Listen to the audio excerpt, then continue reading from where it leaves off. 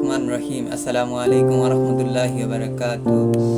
আজকাল আমরা সবাই চোখ বন্ধ করে আছি, কেউ দেখেও না দেখার ভান করে, কেউ জানলেও চুপ থাকে। ফিলিস্তিনের শিশুরা মরছে, আমরা বলি ওরা ওদের সমস্যা। ঘরবাড়ি ধ্বংস হয়ে যাচ্ছে, আমরা বলি আমি তো কোনো রাজনীতি করি না। কিন্তু বলো, একজন মানুষ হয়ে কিভাবে আরেকটা মানুষের কান্না উপভোগ করা যায়? আমি চুপ থাকতে পারলাম না। আমার ভিউ নেই, ফলোয়ার কম, তবু আমি বলছি, কারণ একদিন এই পৃথিবীর ইতিহাসকে জিজ্ঞাসা করবে, তোমরা যখন হত্যার উৎসব চলেছিল তখন কে কথা বলেছিলে? আমি চাই আমার নাম সেই তালিকায় থাকুক, যারা কথা বলেছিল, যারা দাঁড়িয়েছিল, যারা নিঃশব্দে হলো, নির্ভীক ছিল। তুমি কি সেই একজন হতে পারো না?